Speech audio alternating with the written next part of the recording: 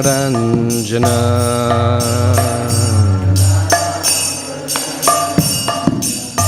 just Dana Braj Jana Ranjana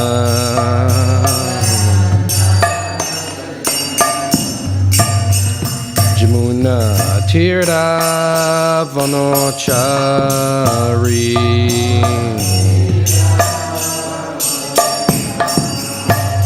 Jamuna Tira Vanochari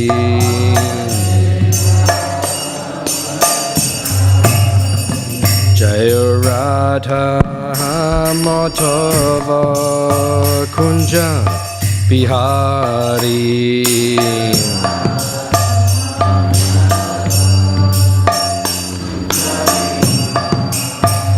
Jaya Radha Madhava Kunja Bihari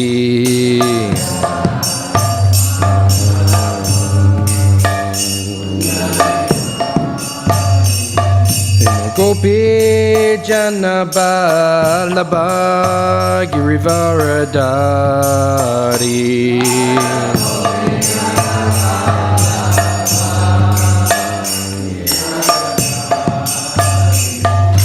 Gopi Jana Balaba Girivaradari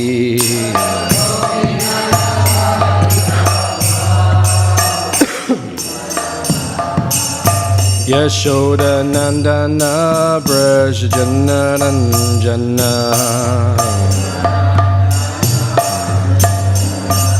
Yashoda Nandana Braj Jana Ranjana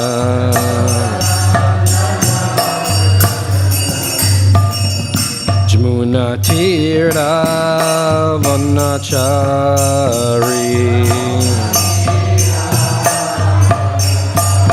Jamuna Tira Vanochari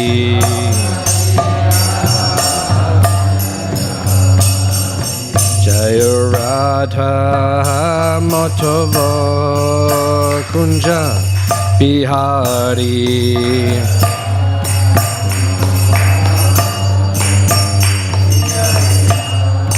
Jaya Radha Madhava Kunja Bihari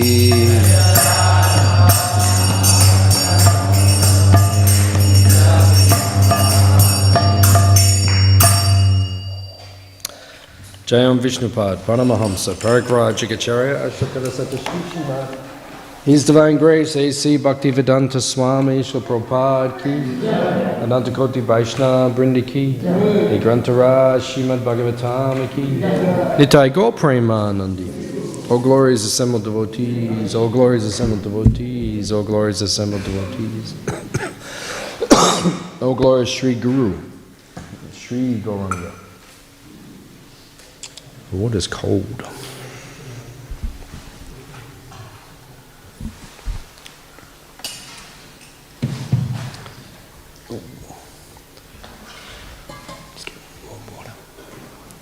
Get it very quickly. Okay. Narayanam namaskritya naram che. Hey. Narayanam namaskritya naram cheva narotamam devim saraswatim vyasam tato jayam udirayat. Om namo bhagavate vasudevaya. Om namo bhagavate vasudevaya.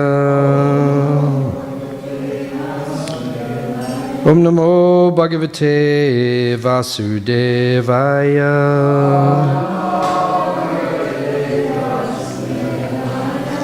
Reading from Śrīmad Bhāgavatam, Canto 7, Chapter 5, chapter entitled Prahlad, the saintly son of Hiranyakashipu, text number 53. Yatha Trivargam Guru Bir Atmane Upashikshitam Nasadu mene tachchiksham Dvandvaramopavarnitam Yatatri vargam gurubir Atmane upashikshitam Nasatu mene tachchiksham Dvandvaramopavarnitam Yatatri vargam gurubir Atmane upashikshitam Nasatu mene tachchiksham Dvandvaramopavarnitam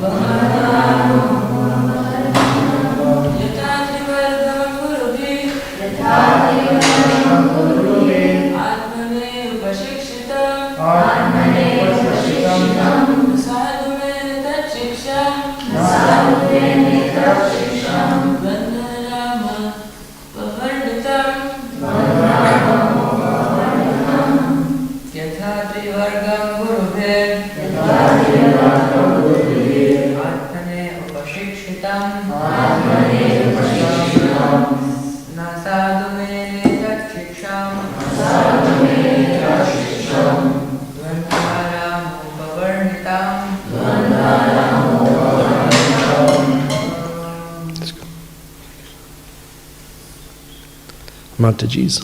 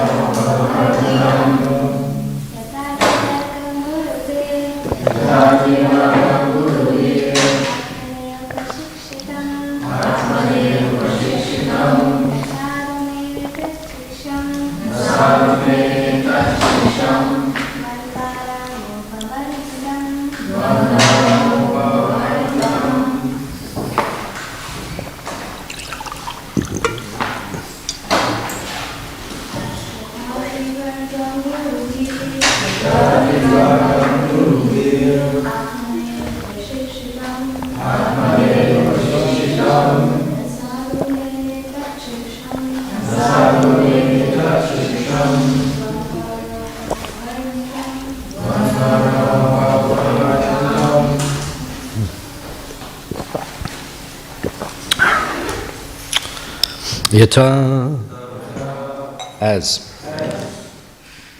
Trivargam, the three processes: religion, economic development, and sense gratification.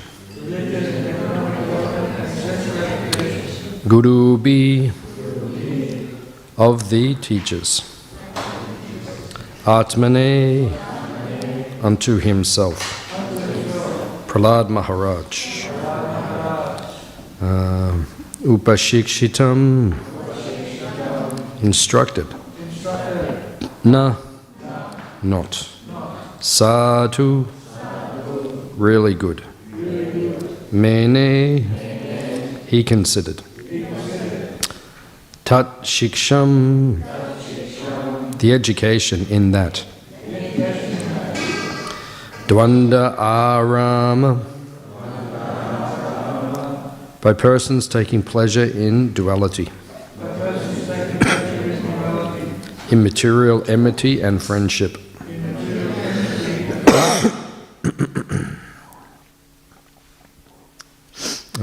Upavaranitam, which is prescribed. Translation and purport by His Divine Grace A.C. Bhaktivedanta Swami Śrīmad Prabhupada. The teachers Shanda and Amarka instructed Prahlad Maharaj in the three kinds of material advancement called religion, economic development and sense gratification. Prahlad, however, being situated above such instructions, did not like them, for such instructions are based on the duality of worldly affairs, which involve one in a materialistic way of life, marked by birth, death, old age, and disease. Translation responsively. The teachers Shanda and Amarka instructed Prahlad Maharaj in the three kinds of material advancement called religion, economic development, and sense gratification. Prahlad, however, being situated above such instructions,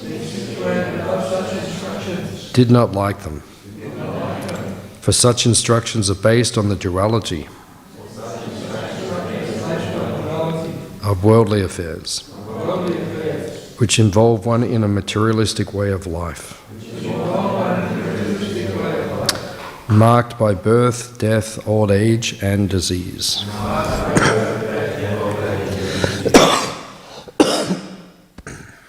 Purport. The entire world is interested in the materialistic way of life. Indeed, practically 99.9% of the people in the three worlds are uninterested in liberation or spiritual education. Only the devotees of the Lord, headed by such great personalities as Prahlad Maharaj and Narada Muni, are interested in the real education of spiritual life. One cannot understand the principles of religion while staying on the material platform. Therefore, one must follow these great personalities, as stated in Śrīmad Bhāgavatam 6.3.20. Swayambhura, Narada, Shambhu, Kumara, Kapilo, Manu, Prahlado, Janako, Bhishmo, Baliya, Vyasakya, Vayam.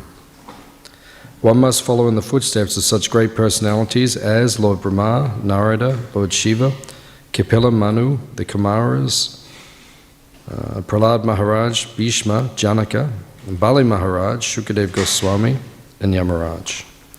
Those interested in spiritual life should follow Prahlad Maharaj in rejecting the education of religion, economic development, and sense gratification. One should be interested in spiritual education. Therefore, the Krishna consciousness movement is spreading all over the world, following in the footsteps of Prahlad Maharaj, who did not like any of the materialistic education he received from his teachers.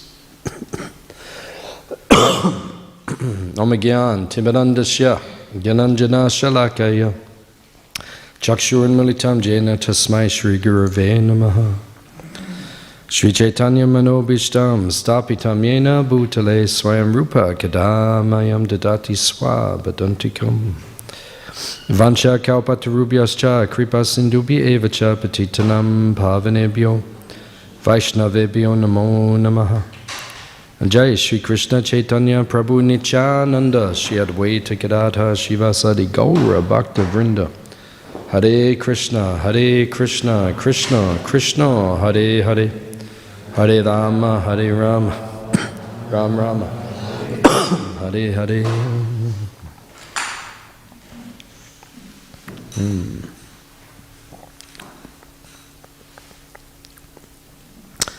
So Śrīmad Bhāgavatam is, Prabhupada describes, as presented as a cultural conquest to refocus spiritual life as the center of existence in the material world. Because at this point in time, people have become materialistic. Prabhupada says in the purport that 99.9% of the population, they're not so interested in spiritual things. So much so that here in the Bhagavatam, it mentions people are just interested in the Trivarga. Trivarga means the three goals of life. That's not even accurate, because there is a fourth goal in terms of the Purusharthas, in terms of the goals of human life. But here, materialistic people, they're just interested in the three goals. Dharma, Artha, and Karma. So, Dharma these days has become materialistic. Why do people do Dharma? So they get something in return. Prabhupada calls it a Vanik mentality. Vanik means it's just like going to the shop. I give you $20, you give me a pair of clothes, a pair of pants or something. That's just Vanik. If I give you something, then you get something in return. And this is the mentality that a lot of people come to the temple for. They come to the temple, I'll give you something, I'll give something to Krishna, put something in the hundi, but there's a motivation behind it. It's Vanik. In other words, what can I get from this? So that is materialistic religion. That is not Sanatana Dharma. We're not interested in that kind of Dharma. We're interested in Sanatana Dharma, pure spiritual religion. Yato bhaktirat hoksage, or hoituki apratihata, yayatma suprasiditi. That's the type of Dharma that we're interested in. So then, after Dharma you have Artha. Artha has become like the goal of life. Money is like God for a lot of people. Money is religion for a lot of people. What's the goal of life? To leave a dead corpse, which is very rich. A well dressed corpse. I made so much money. But it doesn't mean anything. You can't take any of it with you. Just like in China, for example, in many places in the world, we have terracotta armies. They excavate them once in a while, archaeological finds. The emperors, they bury themselves with a terracotta army, soldiers, many soldiers made of clay. And they dig them up. You can go and see them in different places in China, and very interesting. But the concept is, I'll take my army with me to my next destination. Or I'll take, the Egyptians used to do a similar thing, and all these different ancient cultures, a similar thing. You can't take anything with you, that's the point. You came in with nothing, you're going with nothing, right? It's a foolish mentality, but the goal of life now, people think the goal is Artha. As Donald Trump once said, he who dies with the most toys wins. Right? This is not a very intelligent philosophy. And that was before he was the president. Right? But that's his presidency. His presidency is Make America Great Again. There's a good chance they're saying that he may become the president again next year. Right? But what's the point? It's all just based on economics. That's not the goal of life. So we have Dharma, we have Artha, and then you have Karma. That's like the third goal, the Trivarga, the third goal of life. Right? I pray to whoever it is I pray to so I can get sense gratification. I make money so I can get sense gratification, and that's practically the goal of life. Right? And the Vedas say this is Dvipada Pashu. Right? You're no better than a polished animal. The animals, they eat, they sleep, they mate, they defend, and then the human beings think, oh, that's the goal of life. But they don't even do it in a regulated way. At least the animals are regulated in the way they do it. But the humans, they're unregulated. So not even as good, just like a polished animal. So this is the goal of life, the Trivarga. Doesn't even mention moksha, which is the fourth goal of life. What is moksha? Moksha means, I'm sick of everything, let me go to the forest. Which is what a lot of people do. I get sick of it all, it's too much for me now, That's why most people take the spiritual life, because they're burnt out in the material world. So that's why most of us took the spiritual life, because we were burnt out in the material world. So then, okay, let's try something different. Let's go for some moksha. I just want liberation. I just want peace. I just want to get rid of all of this suffering in this material world. But that's not even mentioned here. Most people aren't even interested in that. But occasionally you get someone who wants moksha. But then we're interested in the fifth Purushartha. What is number 5? Prema, Pumarta, Mahan. The great goal of life. That's the great goal. How do you get it though? We've all been doing this for years and we still haven't got it. How do you get it? Ahoituki apratihata, yayatma suprasiditi. You have to become unmotivated and uninterrupted in your bhakti. Then you will get prema. Prema is attainable, but Rupa Goswami says your bhakti has to become intense. Right? Intense devotional service. You won't get it if you're haphazard or lackadaisical, or if you're casual in your bhakti. I come to the temple and I see the deities, I have some nice prasad, and I warm my hands on the fire. Just like when there's a fire and you just put your hands on the fire and just warm yourself. It's nice, and then I go. You can do that, but Bahu Jammakariyari Shravana it could take lifetimes doing it that way. You can do it in one lifetime. And Bhaktisiddhanta Saraswati Thakur expected all of us to go back home in one lifetime, back to Godhead. But you have to become intense in your devotional service. How do you become intense? You have to take up responsibility. You have to be responsible for something to keep the Krishna consciousness movement going. That's when you really make progress. One of Prabhupada's disciples, they told me years ago, they said, if you want to make real advancement, you have to take up responsibility in the Krishna consciousness movement. Be responsible to make sure it keeps going. That's when it gets intense, and that's when you get purified, and that's when you make real advancement. And then you can attain prema. It's possible. You have to burn everything up. Don't just stand on the edge of the fire and just warm your hands. Actually jump in the fire. And then your false ego will be burnt up. Prabhupada said that false ego can evaporate. It will gradually be destroyed by the fire of devotional service. It has to become intense. So that's the 5th goal of life. But here in this verse, we're only hearing about the first 3. People are so materialistic, they're not even interested. Hiranyakashipu, he's only interested in the first 3. Donald Trump, he's only interested in the first 3. That's what people are interested in now. So the importance of education is given. Prabhupada said ISKCON is an educational movement. It's for spiritual education, that's the point. Prabhupada said the temples should become educational centers. It's a place you come to learn about Krishna. So much so that Prabhupada said one time that if the devotees in the temple just do deity worship but they don't preach, he said they will end up smoking ganja. Prabhupada said that.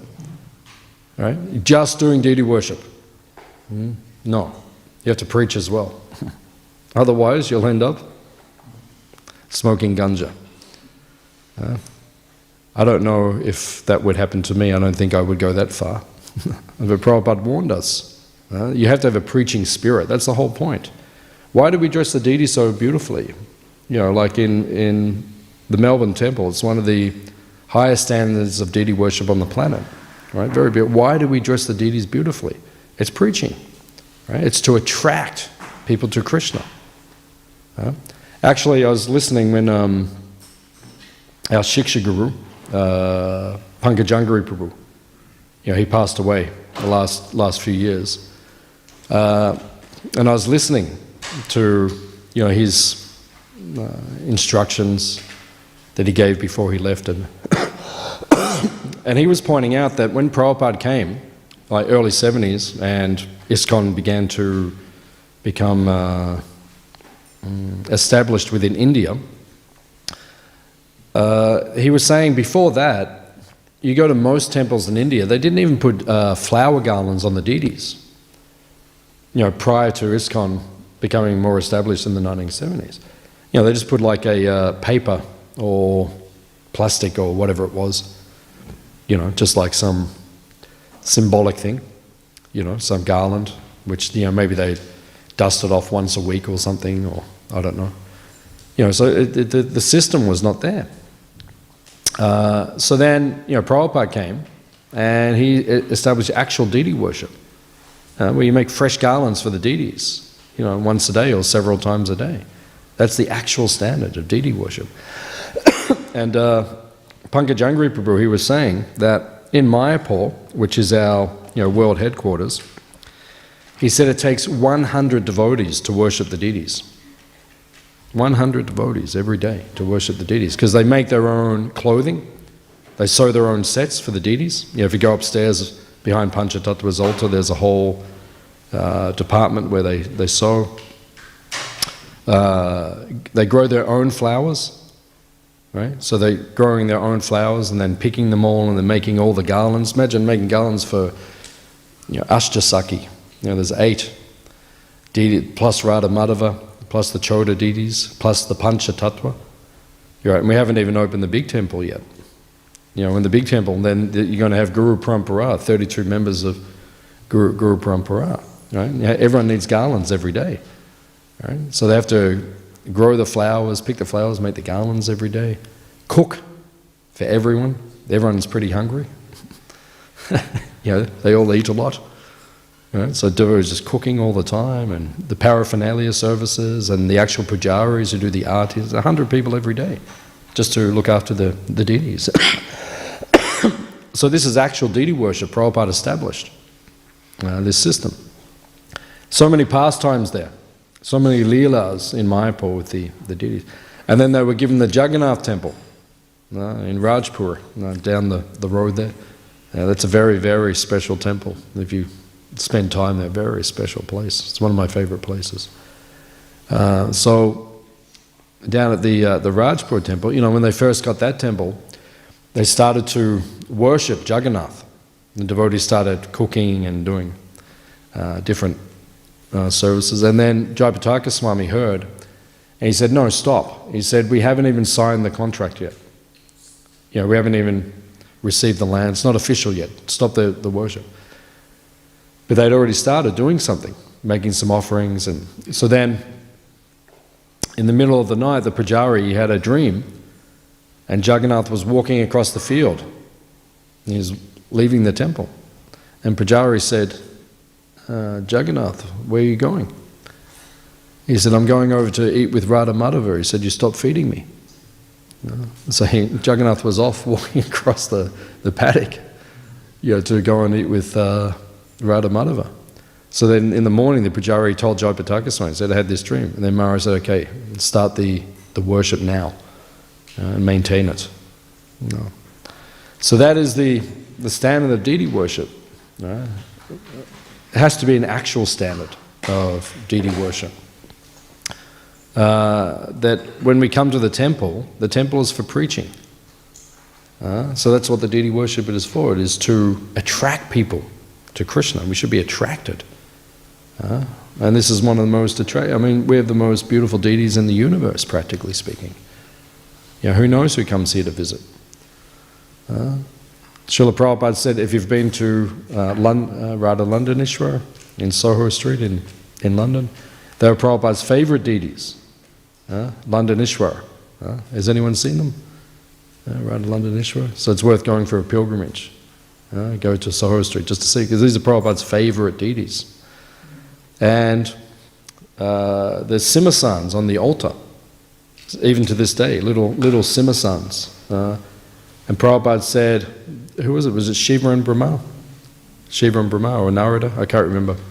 There's 2 little simhasans. Prabhupada said they come for the artis. So we don't know who comes here to see the most, we have such beautiful deities. We don't know who comes. maybe devatas come to see the artis and to see the deity worship. So beautiful. So Prabhupada said that the temple, it should be an educational center. It shouldn't just be for deity worship. There has to be education. And we're also fortunate, because we're in a temple that is in the top 1% in ISKCON, over 700 temples in ISKCON around the world. And we're in the top 1% in terms of education. What is being offered to the devotees, high standards. One devotee was telling me yesterday, actually, just even the morning Bhagavatam classes, which are online, it's one devotee was saying to me, he's saying, very high standard of classes. Very high standard of classes. This is the way it should be. It should be an educational center where people come and they learn the science of the absolute truth. And they realize the goal of life is not dharma, it's not artha, it's not karma. Those things are necessary. We need those things to exist in this world, but they're not the goal of life. Even moksha is not the goal. Right? To become liberated, that's not the goal of life. That's something a devotee receives on top of bhakti. But the goal of life is prema. So if we have a good education system, everyone will stay on track. That's why Prabhupada said you have to hear the Bhagavatam every day to remind yourself what the goal is. Otherwise you'll forget what the goal is. You'll think the goal is economic development. And you'll grow a mustache and you'll go and get a job and you'll start making money, right? And then you'll come around on Janmashtami with your 3 kids. And then that'll be your goal of your life. That is not the goal. Maya is powerful. She can take anyone, anytime. So you have to understand, that's why you have to hear. Nityam Bhagavata Sevaya. You have to hear every day to remind yourself, no, the goal of life is Krishna Prema. Everything else is secondary. We need to stay focused. So then, Prabhupada quotes in the purport from the 6th canto, and he says there are 12 Mahajanas, right? So they're famous personalities, right? We have Brahma, Narada, Shiva, Kapila, Manu, the Kumaras, Prahlad himself, Bhishma, Janaka, Bali, Shukadev, and Yamaraj. 12 Mahajanas. So of the 12, who is considered the most exalted of the 12 personalities? What's that? Brahma. Brahma's first. Because he's the oldest. He's the first one here. He came first. But who's considered in consciousness? Who's considered the most exalted of the 12? Right? That is Shukadev and Goswami. Shukadev is considered. That's why when he walked in and Narada was there and Vyasadeva was there sitting at when Parikshit was preparing to leave. I mean, Narada is, if you go through the Bhagavatam, he's the main speaker in the Bhagavatam. Or if you go through the Bhagavatam, he's the guru of nearly everyone in the Bhagavatam. Yudhishthira, who's that? Yeah, Dhruv, Prahlad, Yudhishthira later on. Right? It's practically, most of the Bhagavatam is Narada instructing. Right? So principal guru, not just principal guru, but guru of his father's guru, guru of his father. Father is Vyas, who wrote everything. He wrote the whole Vedic literatures. That's his father. But when he walks in, everyone stands up. Narada and Vyas don't stand, but they defer to him. They say, you sit on the Simhasan, you sit on the Vyasasan. Right? You speak. Right? Considered the most exalted of all the people. Now why is he the most exalted? Because we have to look at who these personalities are in their previous existence. Who is Shukadev? Right? He's the parrot who was in the pastimes of Radha and Krishna, sending messages back and forth in Vrindavan. Right? I was speaking to a devotee yesterday about this as well. Looking so forward to going to live in a place where there's no mobile reception. where there's no 5G, and we don't have to carry these devices with us continuously. I'm so looking forward to that. I'm so over this whole, the way society's become. Right? We're trapped in it like that. We need this with us all the time now. Why?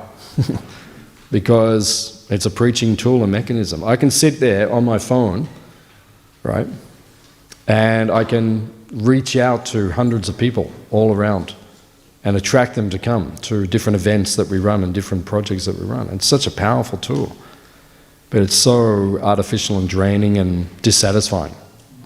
I really don't like it, really don't appreciate it. So, they also have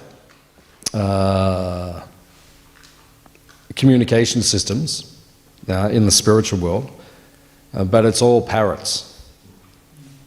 Right? They say to the parrot,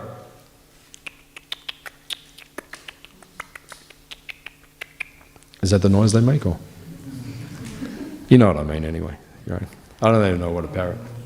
Yeah, I think they're a little bit more high-pitched, but my throat were not enabling me to get there. But they make they make their noises. They're a little chit-chit like that. We have parrots actually at the farm, king parrots and rosellas. They come every morning.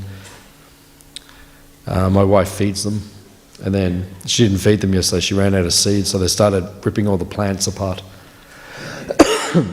Yeah, disturbing little. The king parrots are super intelligent.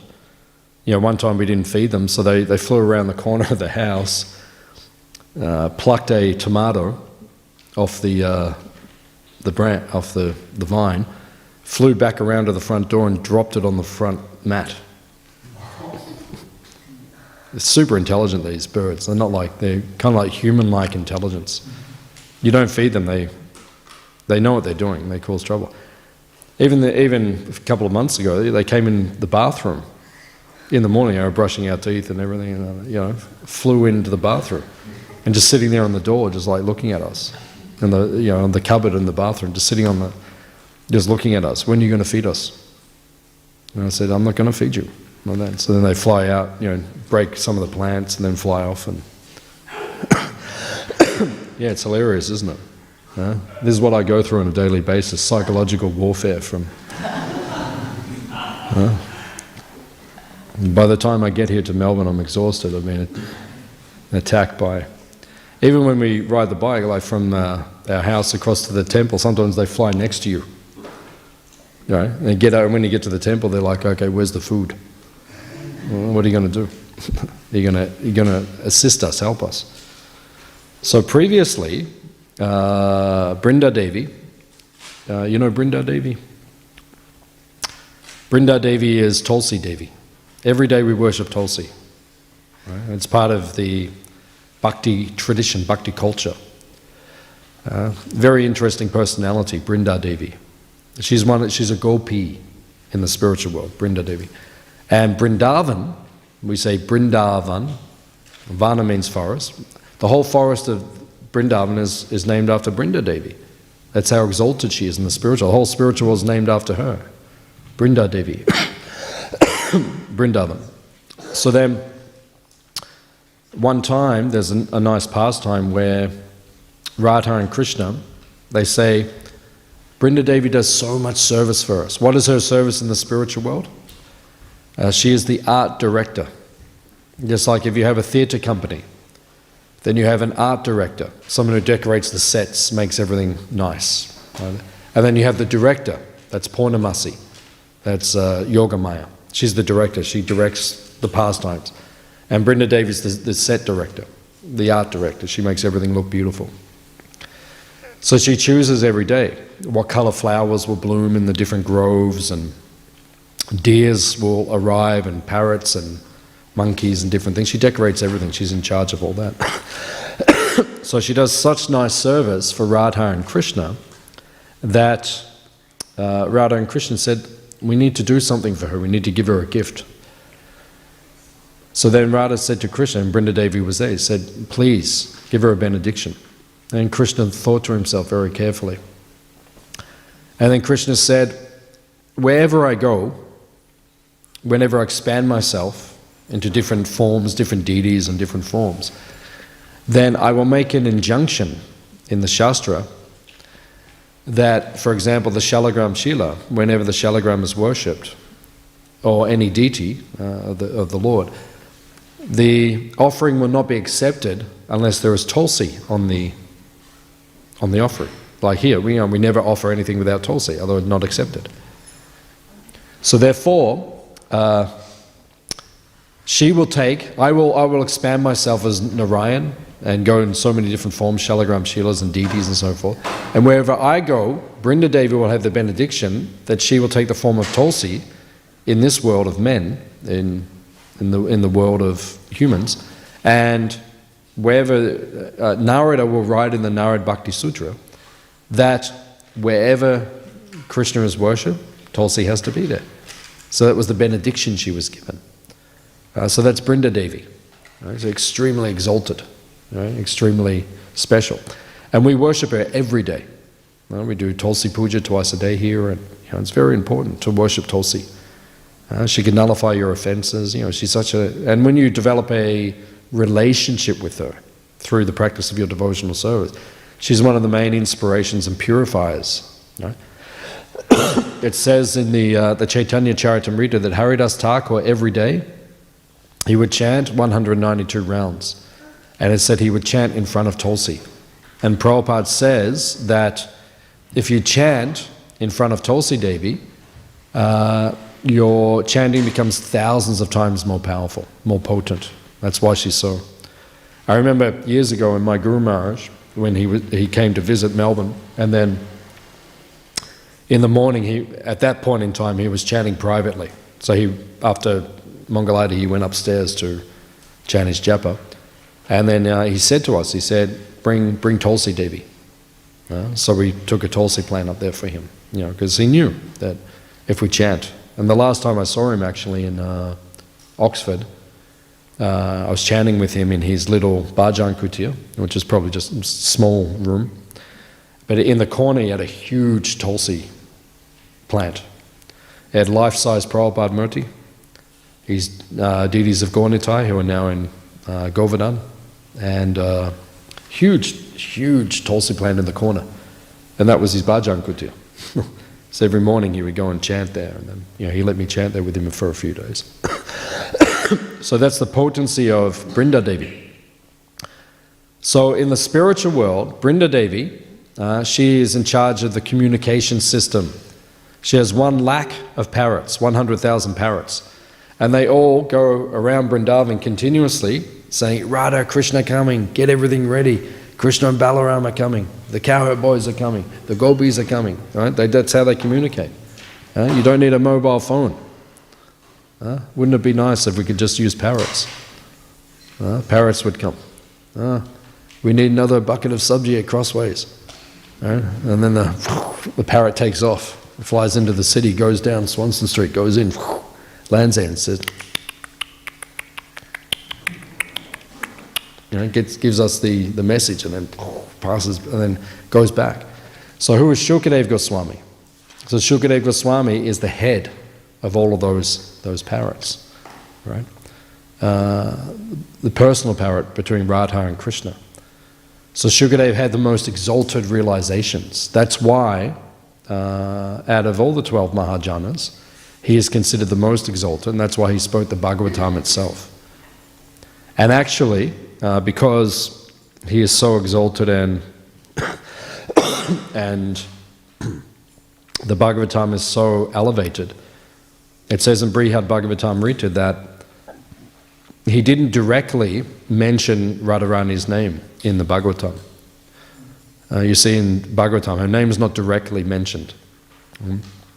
It refers to her, or infers.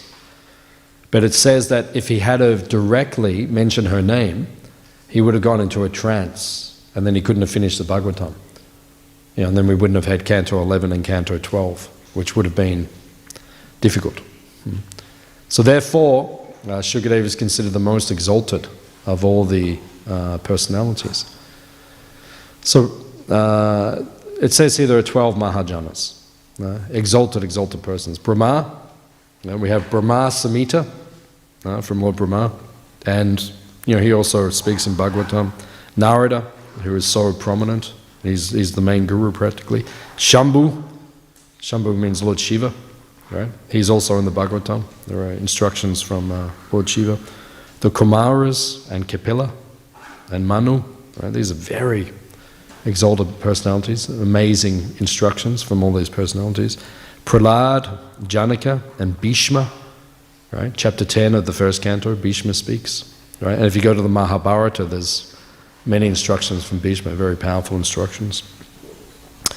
And then there is Bali Maharaj and Yamaraj, right? And then the most exalted is Shukadev. So we take his instructions as being the most exalted, the Śrīmad Bhāgavatam. Śrīmad Bhāgavatam, Puranam, Amalam, Yad Vaishnavanam, Priyam. Right? It is the topmost scripture of all the scriptures. There's no other scripture which has been commented on.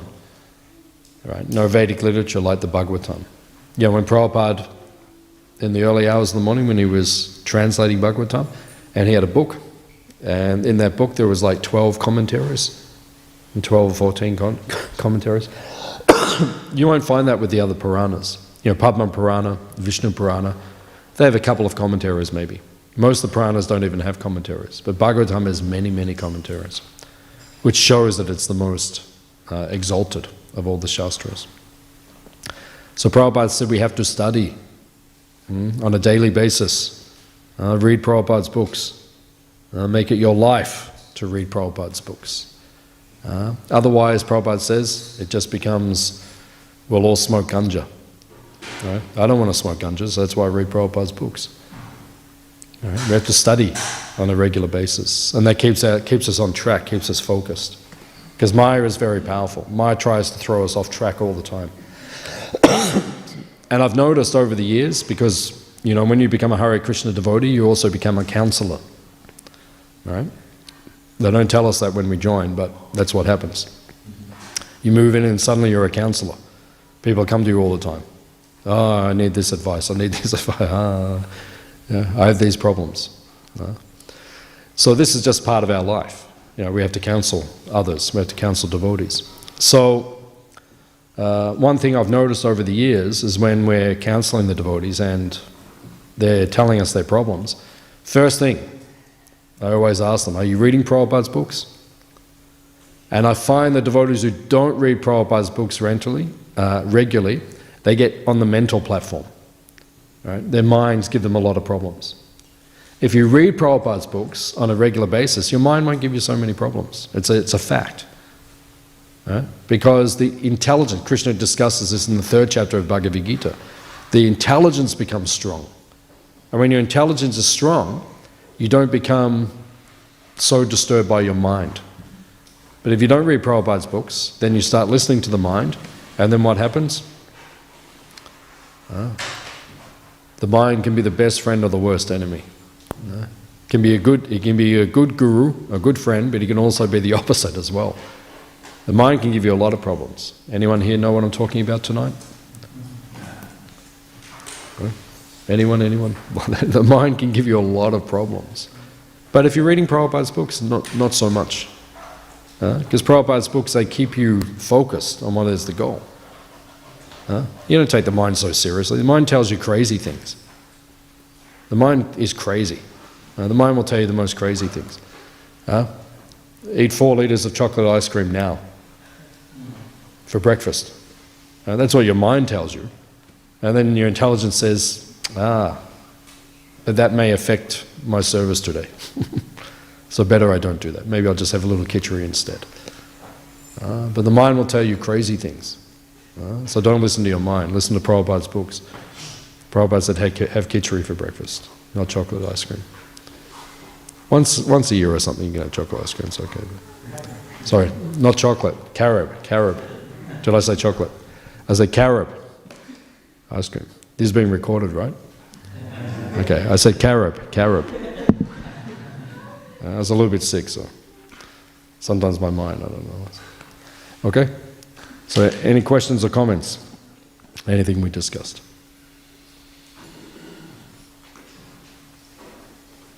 Do we have microphone? Or? Yeah, just a minute.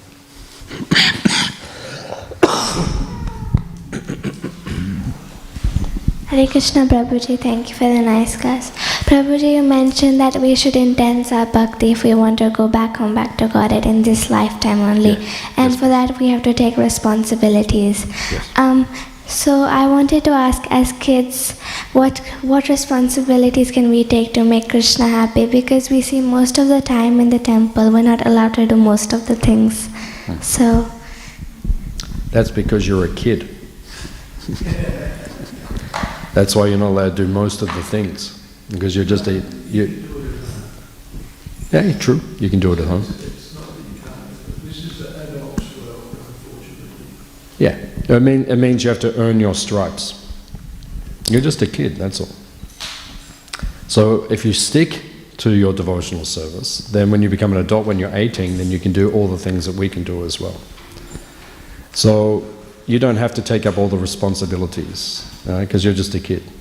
So you can just enjoy yourself. You can just come to the temple, you can listen to class, you can do some kirtan, you can take some prasad, and you can associate with the other kids. Right? And then when you're 18, then we will begin to give you responsibilities. But you don't want the responsibilities yet, because they're a headache. You don't want a headache yet. You're just a kid. Just enjoy yourself. But then later on, yeah, you have to. It's a good point. When you're older, then you have to take responsibilities, because you have to keep the movement, the Hare Krishna movement, going. So there's plenty of time for that.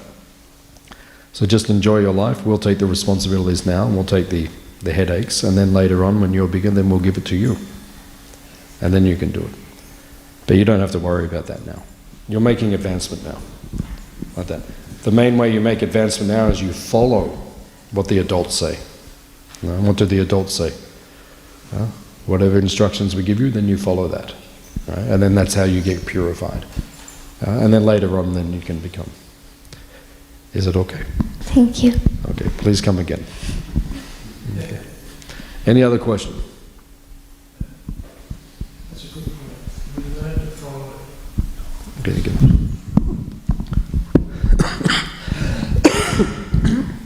Learning to follow is probably the biggest lesson that we can learn as a junior, right? Not that, I want to be up front.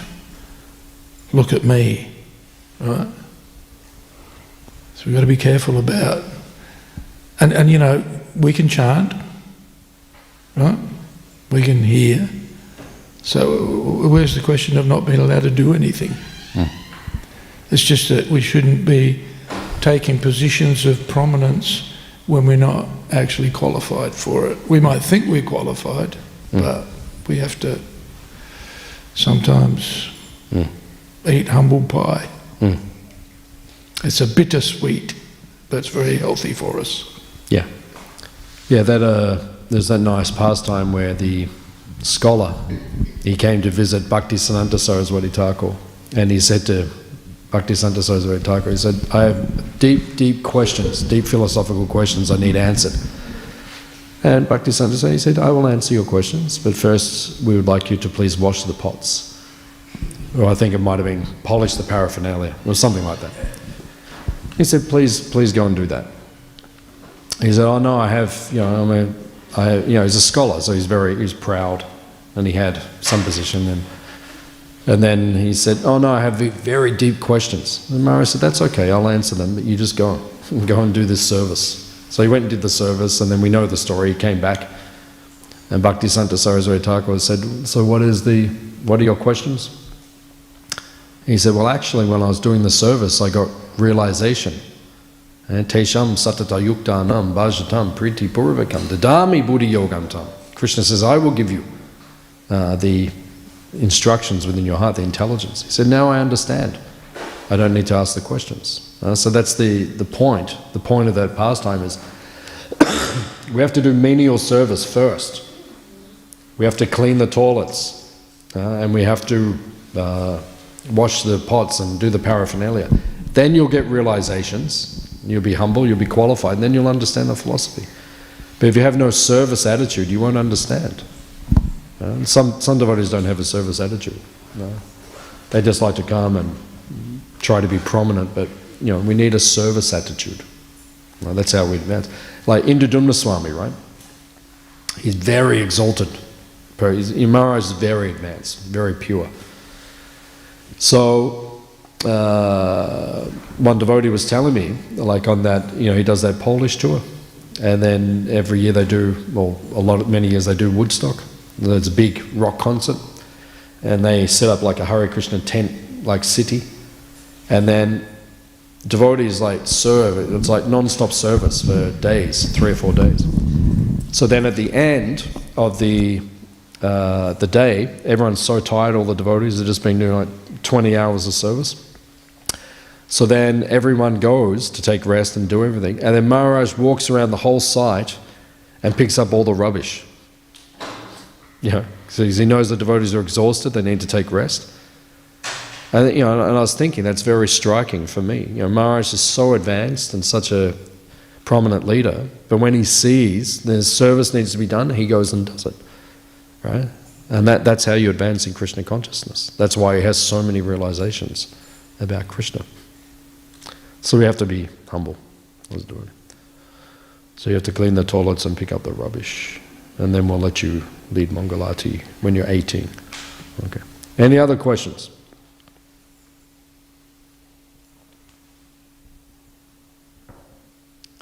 Okay. Srila Prabhupada ki? Hare Krishna. Gauranga.